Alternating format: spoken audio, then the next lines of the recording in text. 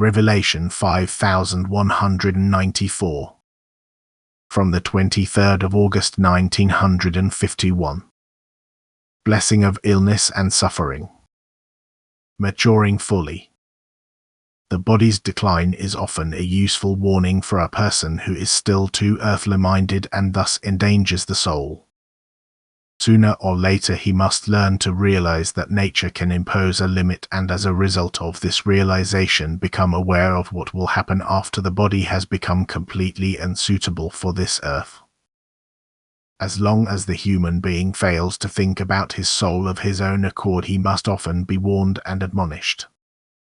Physical ailments, diseases, and the loss of bodily abilities must therefore also be regarded as means for maturing the soul, since they can change a person's thinking considerably and consequently are often used as a remedy for the soul if it is at risk of succumbing to spiritual death. Yet they don't always serve their purpose. Then a state of obstinacy ensues, a complete avoidance of all divine spiritual issues, and despite disease and misfortune affecting his body, the human being tries to live life to the full. Nothing that is inflicted on a person is without meaning.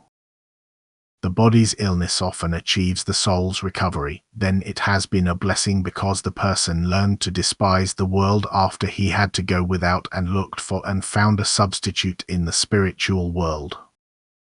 He will receive precious possessions as compensation for the goods denied to him by the world and which he now knows to be worthless.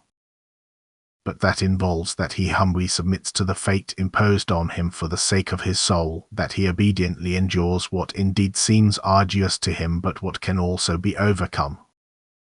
As soon as the human being gains just a little faith, he feels the hand of God above him and humbly submits himself to God's will, and then he can only win but never lose. Thus he need not be pitied either, because he owns infinitely more than someone completely healthy and full of physical vitality without contact to the kingdom which one day will also be his abode after the death of his body.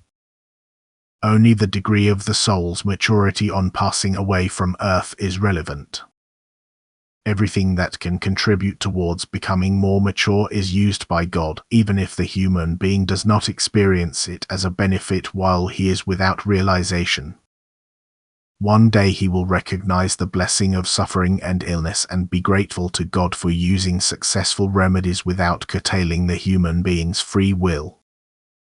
A sick body is not as bad as a sick soul, and if it is to become healthy, the body must endure illness until the soul has become charitable, until it looks up to heaven and has learned to regard the world merely as a temporary school of trials.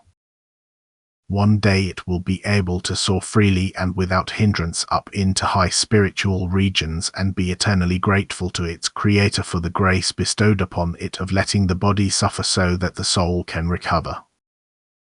Amen.